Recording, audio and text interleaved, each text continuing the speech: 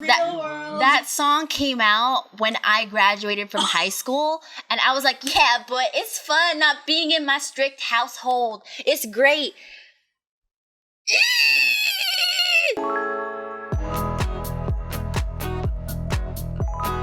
What's going on, everyone? Welcome back to Vision Paradox TV, or Ask Vision Paradox, where we take some of your questions and we answer it. Today, we have... Noelle! Maxine. What do you do? I do the videography and the editing. Why are you talking like that? I do the copywriting, the social media management, the community management. I keep Emeroy on track. Yeah. Yes. That's it. And That's all I I'm do. Emeroy. I run the company and get clients and get Sweaty. just breathing and sitting in this room. Yeah. So we just finished recording an episode of Awkward Tea Party. Make sure you guys check that out on Spotify, Stitcher, Apple Podcasts, and whatnot. Today we're going to be answering some questions on social media and video, whatever you guys want to answer. You can either bounce off what you guys pick or get your own question if you have nothing to add, because you're useless. So okay, I'll start off. I get 15 to 40 organic visitors per day in my website. How can I increase it to... Fuck me. Oh. Pornhub. Grinder. No, how can I increase it to 500 to 1,000 per day? So, two ways. I'd say the fastest way to get more traffic onto your website. First off is SEO optimize it. That's what I was going to say. Make sure you get the right keywords for it. And then the next thing after that, I would say, is advertising. Either it's Google PPC or Facebook ads. Easy as that. Short answer to that, to be honest. So you can Google how to SEO optimize it, or you can hire a company to do it. I would say learn how to do it first before hiring anyone else because you don't hire us. Yeah. But before hiring us, because as much as I love how they're trying to get us business, but I would rather have you guys know what the fuck you're doing before hiring it out, because you might get screwed from someone. Yeah, Yeah, we won't screw you. All right, next question goes. I'm just gonna put this answered. Hands are sweaty. Hands are sweaty. Mom spaghetti. What are good ways to learn to become the best digital marketer? I mean, what are you trying to do? You gotta catch them all to be the very best. I mean, it really depends on what you're trying to do. This is like a super broad question. First you need to set goals. Like, you need to figure out what you're trying to accomplish for either a client or for yourself. Whether it's for a personal brand, your personal brand, someone else's personal brand, a company, your company, someone else's company.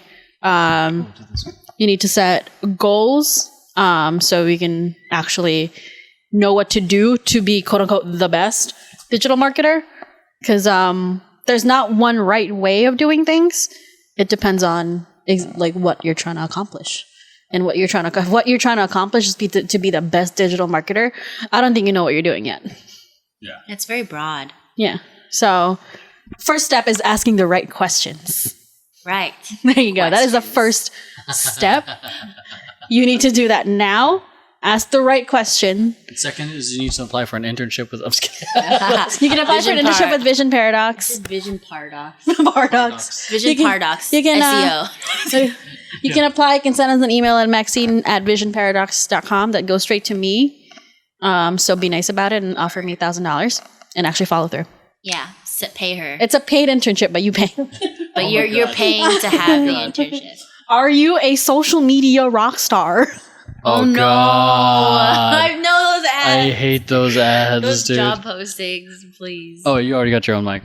Oh yeah. Okay. So the next question is, if you were looking for a video editor, what would you want to see in their editing reel?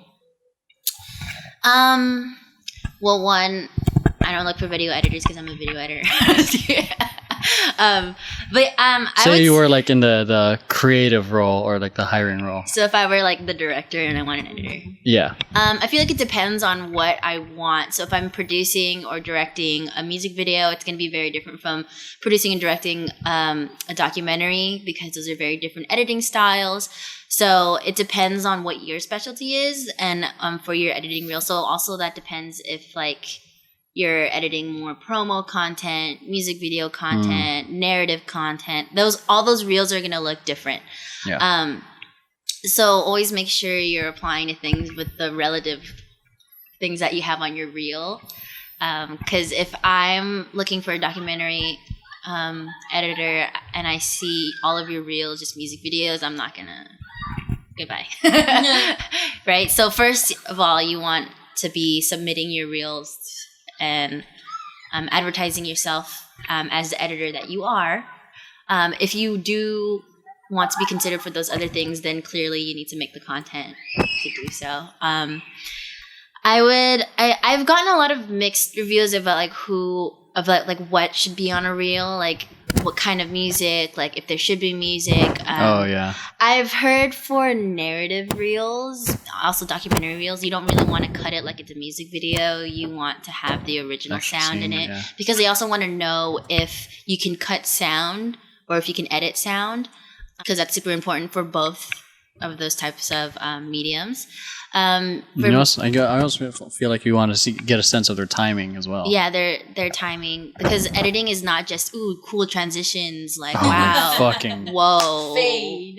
You know, like a blob transition. No, what's it called? Glitch transition. Glitch transitions. A wipe like, transition. You know, your vlog transitions, like you clearly are not gonna like these fucking presets that you can buy and download. Orange 83. What else? Yeah, good products though. Yeah, good product. Use code Noelle to get 10% off. Yeah, code Noelle for your vlogs. But yeah, so it really depends on like what you're applying for or like what you're trying to accomplish. So like for example, like you said, the timing in editing is super like different, like dramatic timing, comedic timing. Yeah. Documentary timing, you know, it's all different. Also like how you layer the audio, that's also editing. People always forget editing audio is a skill. Yeah. You know, instead of just editing is not just copying pasting into a timeline, period. And that's what they don't want to see is just you definitely don't want to, like if you're editing in your editing reel, you want to show your edit within the same project. So you don't want to cut from one shot and cut to a different project in the next shot because they want to see how you cut the shots, right? And also how you cut the audio. So don't like montage your editing reel. Like your editing reel is not going to be like a dance reel, or it's not going to be like an acting reel, you know, like it's going to be like they want to see your sequence. Obviously don't put your 20-minute sequence in your editing reel. Dude, but I've seen that, man. It's like ridiculous. 10-minute reels. Keep your reels to max 5 minutes, ideally, depending on what it is, ideally 2 to 3 minutes, depending on like, if it's a music video one, ideally make it shorter. Yeah, because those can like... Yeah, you can breeze through those, right? But like if it's going to be something with dialogue, narrative dialogue, or like even documentary dialogue, like you want them to be able to finish their sentences. You don't want to cut them off mid-sentence, you know, in your reel. So yeah, I would say specifically for like music video reels or like anything that's more short content vlog reels, you can really get away with like a cool soundtrack, most likely upbeat, depending on what your content is like. If it's more somber stuff, then obviously like make somber music, you know, but like just fit to it. Basically that's it.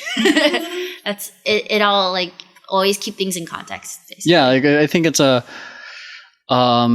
depending on what you're trying to apply for, it's going to depend on how your reel looks. And it's, the more, I guess, tailored your reel is for who's trying to who you're trying to get to work for or work with, it's going to land better. Because if it's a general copy paste kind of thing, cookie cutter and you send it to everyone, it might work. Because I've done that. The return is a lot better if it's more tailored to the person you're trying to work with. You're going to add something to that? No. Quality over quantity. Also, like, don't be afraid to have multiple reels. It's okay to have multiple reels specifically for music videos, for vlogs, for this.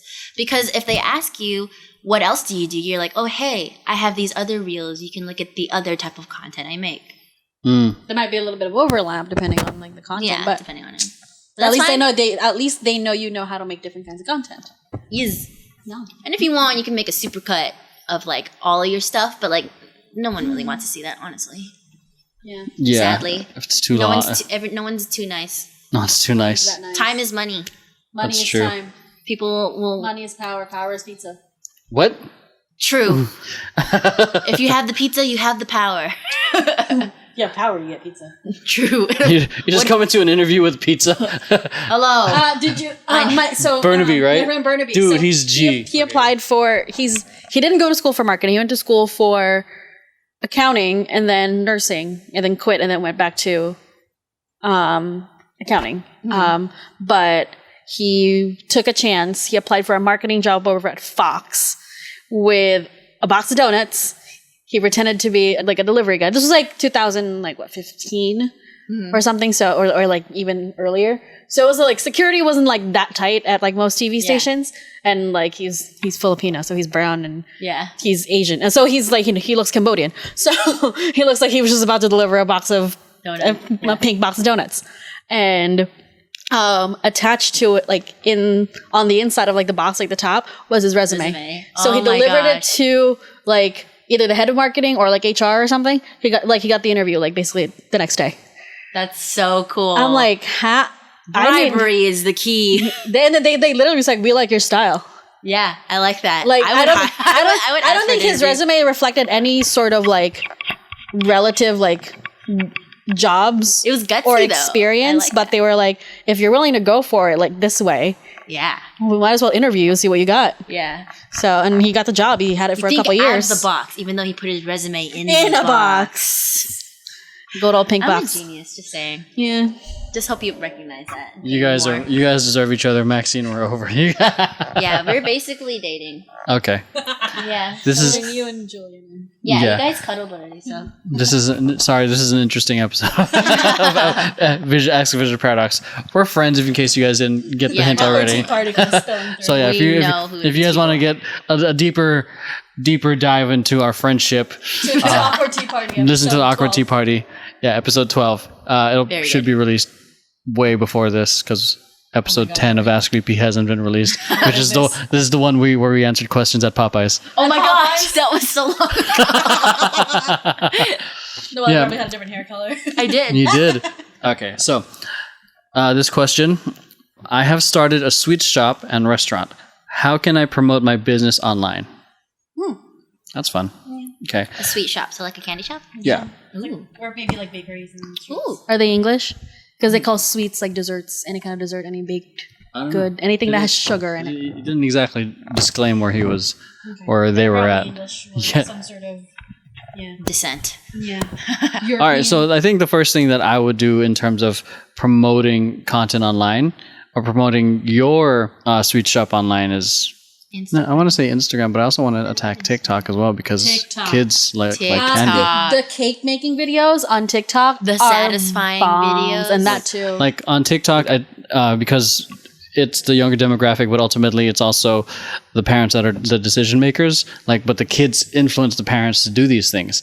And like I saw that on TikTok not too long ago, like fucking someone dropping marbles onto the phone in slow mo.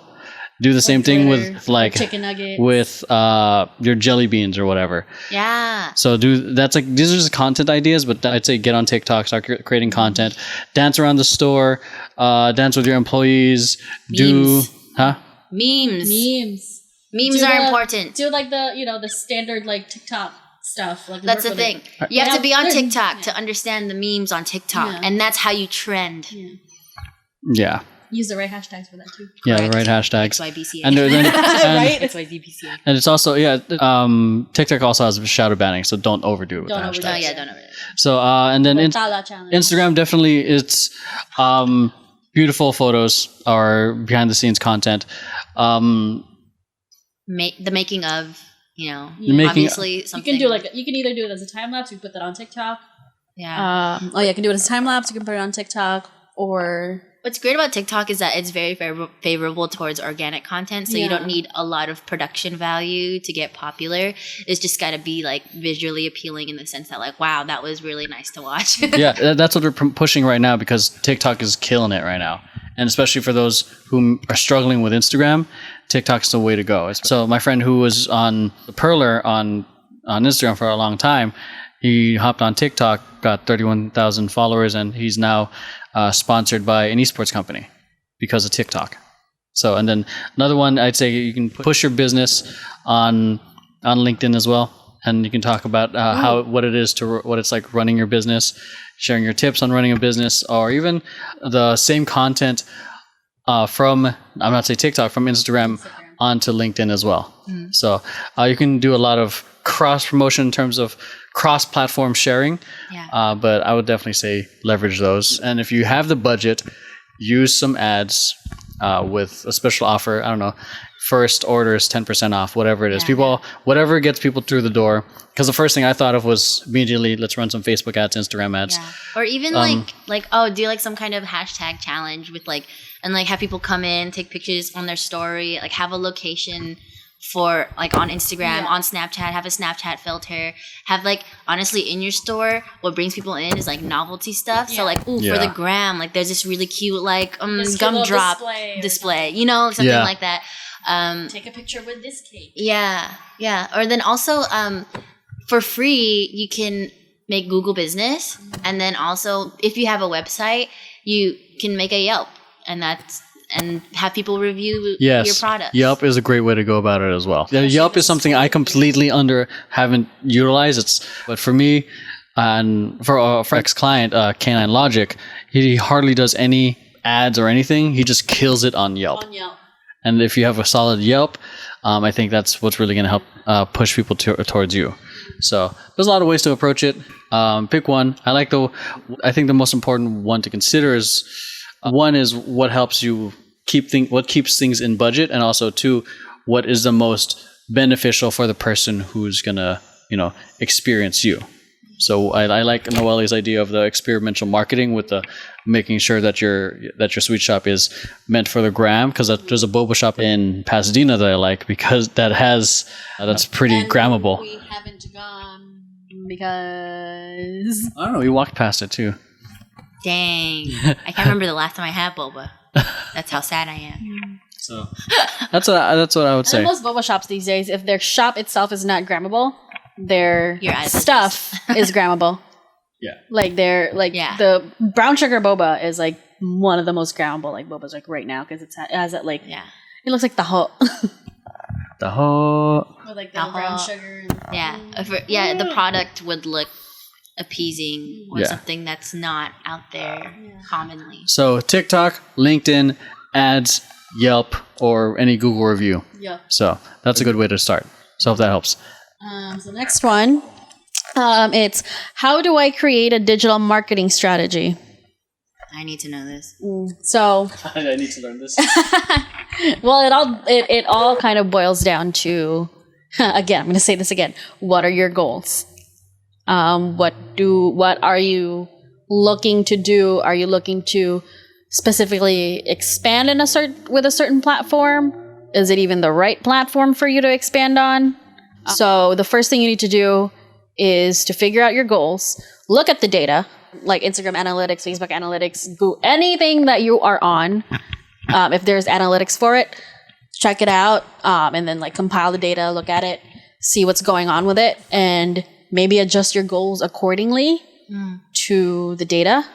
Then once you have your goals, you can start kind of like mapping out a strategy. It doesn't have to be super specific yet. It can be, post more on this one or do more stories here or do that. You can start with that. And then from there, the data will change again and then you keep adjusting. A strategy isn't something that's super set in stone. You can work with it for like a month or two. And then the data switches it up on you, then you got to switch it up with the data. You have to be fluid. You have to be able to work with it. You can't just, I'm just going to post, 3 times a week, Monday, Wednesday, Friday, and at noon, and that's it. Like that might work now, but next month it might not. Like your audience might just be like, I'm just gonna go on Instagram at 3 a.m. instead of noon. So they're just never gonna see your stuff. You? Yeah, I think the digital strategy is a very broad term. There's you can either see it as a social media strategy or digital in terms of not just social media, but also your website and also email marketing and funnels and all that. And it can be very overwhelming. So I say the first thing in having a solid digital marketing strategy, really bouncing off what Maxine said, is know your goals. Define who your target audience is. So, I mean, say, I don't know, she's trying to be a beauty, or you're trying to be a beauty influencer, quote unquote. You would post obviously more of the looks you have, or time lapses, or the people you've worked with. Okay, right here. My face is a product. So that's where you have to be more mindful. If you know who you're trying to market towards, then you can tailor your message and your content towards that. And from there, the second thing is like make sure, as old as it feels, I'd say make sure your website's on point. SEO optimized, make sure it's very user friendly, that the person who's trying to work with you can easily find, I don't know, the contact button where they can easily gain access to learning more about your services. And then third, I would say make sure that your social media is on point. You don't necessarily have to be on everything, though I encourage you to be on everything, but focus 70 to 80% on the one that your audience is definitely going to be at. So beauty influencer would definitely be here on Instagram. And TikTok. And exactly. Oh, wow. They're moving over. Oh, no, wow. yeah. Shit, I didn't know that. See? So I watch a lot of beauty stuff on TikTok. I mainly watch like cringy skits. Well, yeah, because that's your For You page. Yeah. My For You page has a lot of random stuff. Yeah, mine too. Mine has a lot of Filipino TikToks too. Oh, yeah. See, and then I have a lot of anime. and then oh, we were supposed to do that challenge. No, we don't have time. I know we don't have time to do that. Okay, figure out which one your audience is at. Understand the game of that particular platform, and then start creating on that. Post as much as you can. Quality is important, but volume and being on top of mind is just as important. So you have to have a mix of both. And then after that, I think those are like basics. And then after that, you can start playing with ads and funnels and all that stuff. So that's what I think is essential, or is how you can start building your digital marketing strategy. Everyone else has their own different schools of thought on that, but I hope that helps. So, Yeah. all right. Next question. You. Me. Yeah. I have my own mic. Oh, shit. That's right. Fuck. Okay, so the question was, when I tell people about my life story, they say they can't wait to see the movie. How do I find, or where do I find a filmmaker who wants to create an amazing film / movie / documentary? It depends. I mean, like if you want film, like narrative film and documentaries are very different. So if it's a film, it's most likely going to be like, oh, it's a film, but it's based on a true story, or it's based on true events. It's going to be skewed a little bit. So it depends on what you want. If it's a documentary, then it's like an actual, like, Someone's going to be following you. Someone's going to be following you around. There's going to be, like, they're going to ask for archive footage. They're going to try to reenact things. You know, they're all, it really depends on what you want. So know what you want if you're serious about making a movie about your life, whether it's your whole life, an autobiography, or a segment, a slice of your life, you know. It all depends. It could be like a Forrest Gump, or it could be like, you know. Forrest Gump is great. Yeah, it's his whole life, right? So, or it can be like, you know, a very specific part. I mean, clearly if someone says like, your whole life is amazing, you should make a movie out of it, most likely it's going to be biographical. Whether you want it to be more narrative-ish and based on you, or if you want it to be like word for word, this is what happened, you would know which route to go. Because narrative filmmakers and documentary filmmakers, while sometimes people are both, they're both very different crafts. And if they require different types of directing, different types of editing.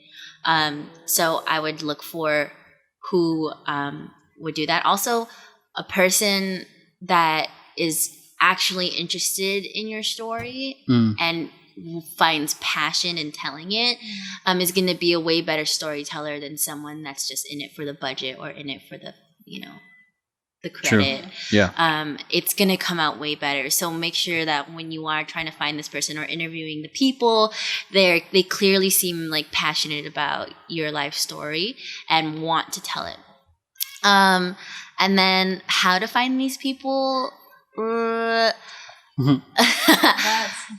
I would search your network. Obviously, there's also LinkedIn if you could find filmmakers, but like it depends on your budget as well. What are you looking for? A short film filmmaker? Are you looking for a 20th Century Fox? Like, you know, like what are you looking for? What's in your budget? Who can you hire?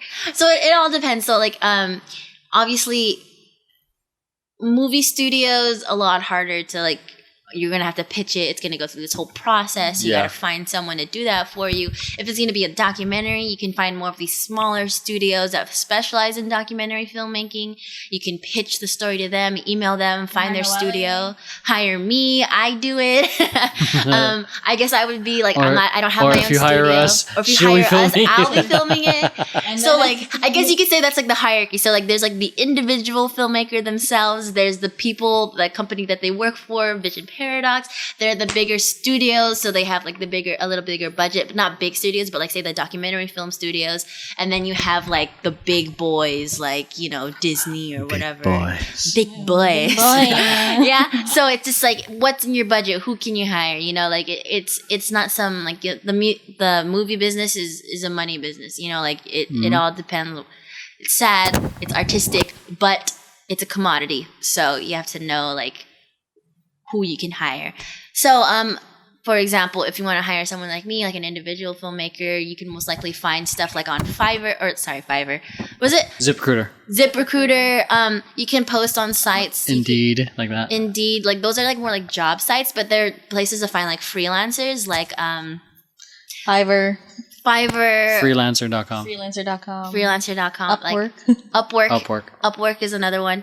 But those types of websites, normally, if you especially look to hire for a freelancer, like that's where you should find them. And you would write down your post, what you want to accomplish, how much you're willing to pay for the job.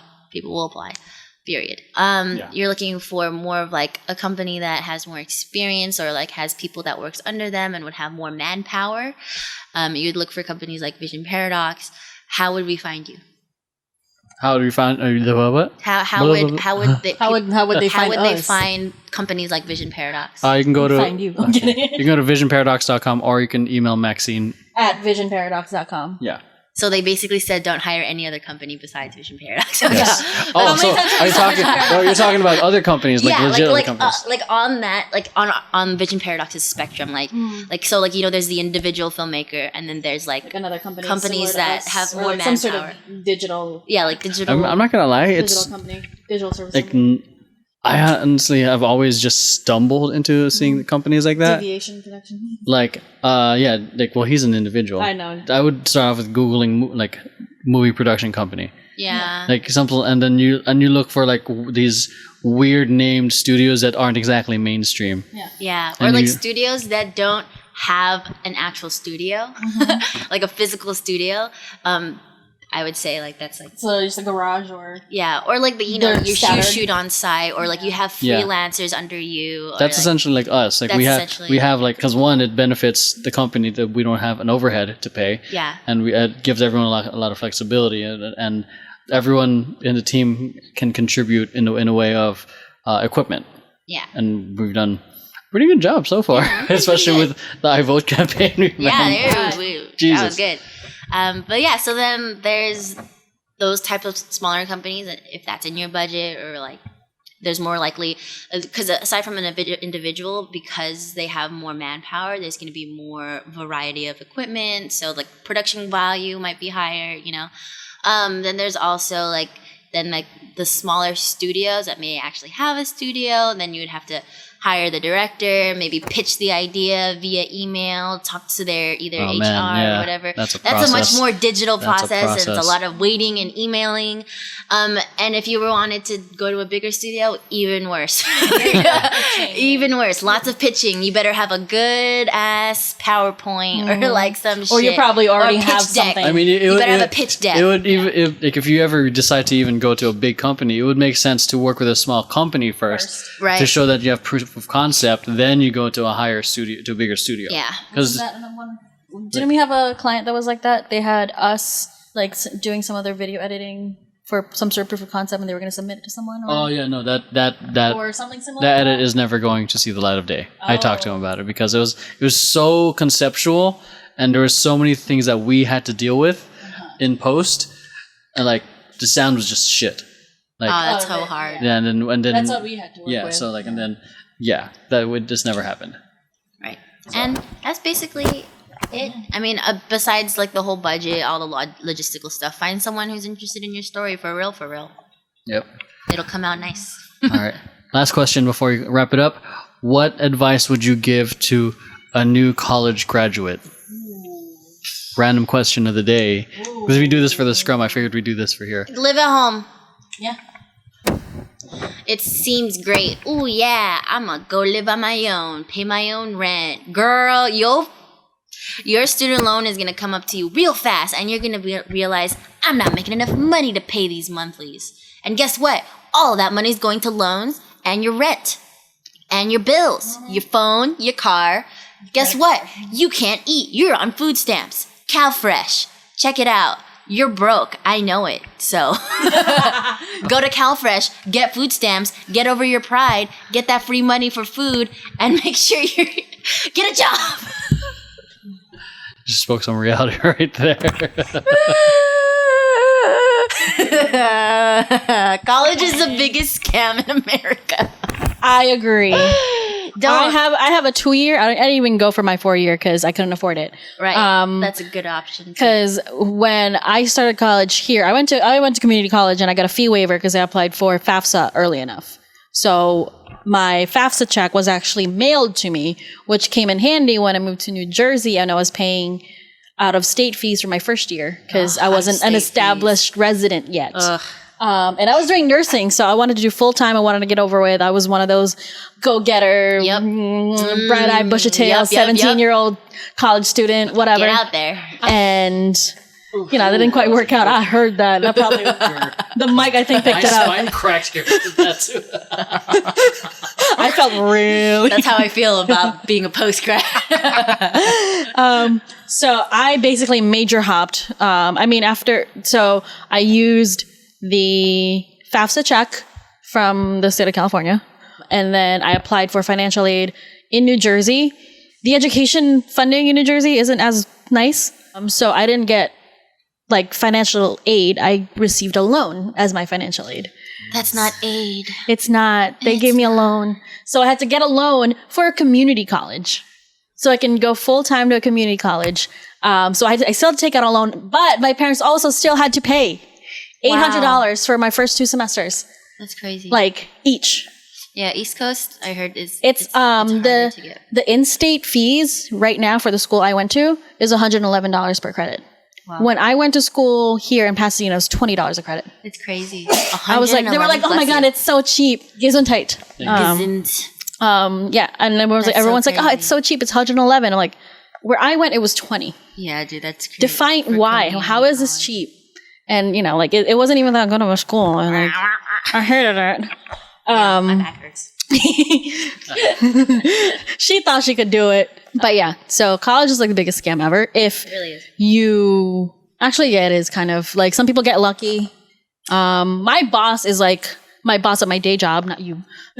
My boss at my day job is 36 now or 37. And she just paid off her student loans. When she graduated she graduated on time like everybody. She double majored and everything, but she had just submitted her last payment for her student loans. Yeah. It's 2020. It's crazy. She graduated from college. She won't tell me when, but yeah. The thing is that your mic is farther now. The thing is I feel like a singer now that I'm holding this. Okay, Brittany. Brittany, bitch.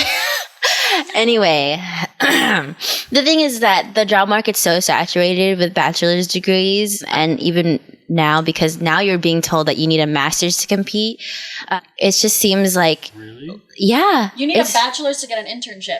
Yeah, sometimes. It's ridiculous. Or you need to be working towards your bachelor's for an internship. Yeah, you it's just so hard to like a lot of postgrads if you're not financially blessed by having a boomer dad or like if you are an immigrant, you know, and your family had you're maybe I'm a second gen American, my mom is first gen American.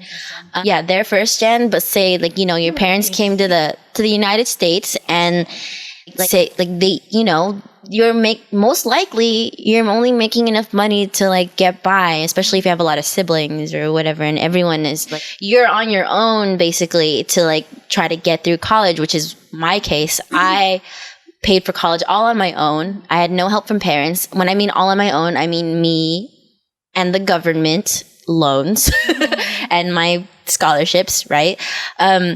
But the thing is, it all seems fine and dandy at that point because you're not paying anything yet. Because a loan is a loan. You pay it later. And when you get to later, it sucks. Yeah.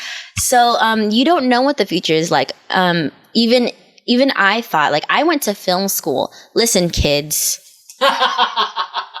Listen, kids. Do nursing. Don't listen to your high schools. You don't have to go to an art school to be an artist, period. 75%, that's not the right percentile, I don't know, but a lot of the jobs on the market, especially career jobs, your tasks are learned on the job. Yep. Period. So if whatever you want to get into, it depends on what it is. But if it's something like accounting or whatever, yeah, go to school, go to the accounting firms, the big four in California, whatever. Those are the ones. You want to be a doctor, obviously you can't be a doctor off the street, right? But if you want to be a filmmaker, I want to be a painter, I want to get into social media, you really could do that by yourself. And for free, or you can take courses online. There are better options. There's just that cheaper. Yeah, there's just this stigma that you need to go to college. Social Media Marketing 101 Vision Product course. Check it out. Udemy. Check it out. But yeah, it's like there's just a stigma, even with community college, is that if you go to community college because it's financially more responsible, people look down on you. Mm-hmm. Forget that mess. Because you know what? You could be $70,000 in debt and not have a job. Guess what? That's me. It sucks. Don't do it. So listen to me, kids. Listen to me, kids. You don't need to go to school. Let me push in. Listen to me, kids. Listen to Noelle. Mama Noelle. Are you focused? We are focusing. We're focusing on how you don't need to go to school. You don't need a degree for certain jobs, whatever your passion is. And sometimes, interestingly enough, you don't need to make your passion your job, depending on what it is. We're so used to like being so strapped for money that we think that whatever our talent is, we have to commoditize it or monetize it. When in fact, if it's something you're passionate about, it could be something like a side hustle. And then you can also, if you also like helping people, do nursing or something, or be an office assistant. There's so many more options for your future than going to college. And if your future requires that, yeah, sure, go do it. Try to be as financially responsible as possible. But the thing is, you don't have to, and it's okay, because you know what? Like, I know people that are my age that are able to afford buying their own car and leasing their own car. Guess what? I can't. I have no car. I went to college. They didn't. What is this? Right? Figure it out. It's okay. Don't worry about what people think. It's okay. If you financially cannot, rent an apartment. Don't do it then. If you it seems great. Wow, I'm independent. Paramore song. Like, what's that one song? It came out. Yeah. Like, ain't it fun to be on your own and shit? Literally, that song came out when I graduated from high school, and I was like, yeah, but it's fun not being in my strict household. It's great. That's all. Just don't, your pride, forget about it. Forget about it. I proudly live at home. I pay rent, but I live at home. Yeah. Do whatever, because we all love to live in the moment, but do what's best for your future self. Period. Love yourself. Period. That's all. That's all I had to say. That was great. I'm glad you like that. I was very passionate. That was I a know. great rant I was right like, there. I was very passionate. I'm like, you and I, it's been a while since you and I were in college, so you were the most recent. Yeah, you're guy. most recent. I'm very recent. Very sad. Yeah. So as you can tell, if you're watching this for the first time, the format for a lot of our stuff is very casual. We're not trying to be professional, though we do professional work. We are professionals. Look at us on a bed. we want to be as approachable and slightly disgusting to you real with you people, guys. Yeah, not actors. we're not trying to present ourselves in a certain way where whatever we're saying is going to come, from the heart, from authenticity, and yeah, we're not going to hold back. So, I mean, I'm not going to add anything to what Noelle said. I think she went off. She nailed it. For me, I mean, actually, I do have a couple things that I do want to say is. Are we fired? Yes, you're all fired. Goodbye.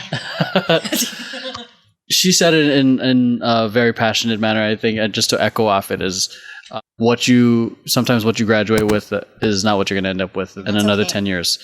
Because I graduated with a degree in animation. I worked on several video games and films, but shit, now I run a social media marketing company, and I do not have a marketing degree or a business degree. I have a 2-year business degree. So we had an intern that has a 4-year marketing degree, and we still had to teach them. Oh, really? He had 4 years?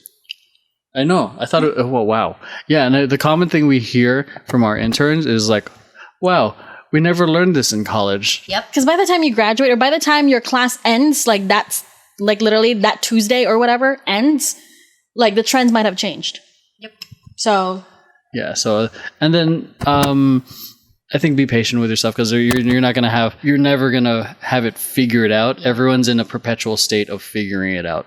I'm 32, a decade older than this young child. Oh boy. My grandchild. Then I'm still figuring it out. And being okay with that, I think, is going to give you a lot more happiness, because then there's no expectation. You just learn how to enjoy the process. Yeah. And just go with the flow, but that's more of a flow with the path you want to go. Because there's going with the flow and kind of letting everything else Aimless. yeah. And then there's going with the flow, but knowing with yourself is this flow of direction aligned with who I want to be? A lot of youngsters don't know yet, because it's going to be, I mean, I feel like the fact that we're hanging out, you're going to figure it out a lot sooner than I did.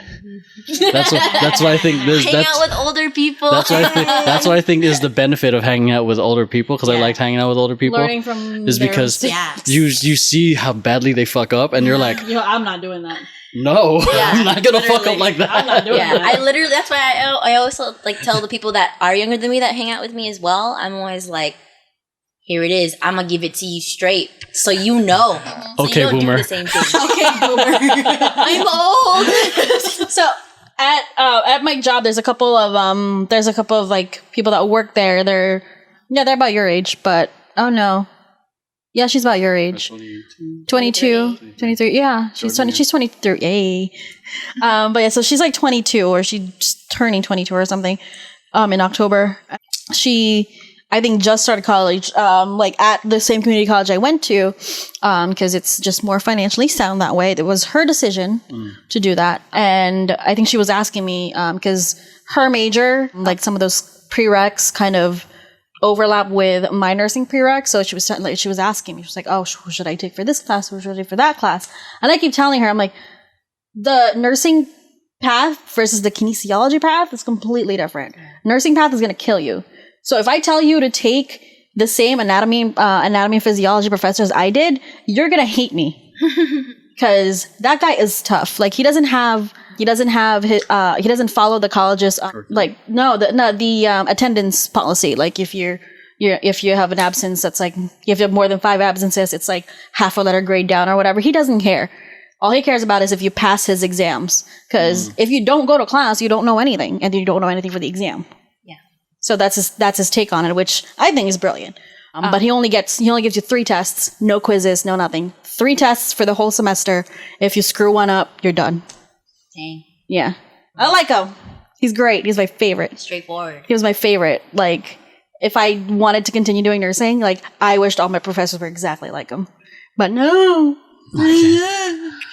All right, so I hope you guys enjoyed this extra bonus content of Ask Vision Paradox. We definitely went an additional of what we were expecting, but I hope you guys found it valuable. Like 20 became like a loose 30. Yeah, so that's it. Hope you guys enjoyed this new episode of Ask Vision Paradox. Make sure you hit like, subscribe, share this with friends who you think might benefit from it, and follow these 2 links in the description. Follow us on Instagram and everywhere else. Love you guys, and we'll see you guys soon. Peace. Join the family. Peace. Be peace. Be peace.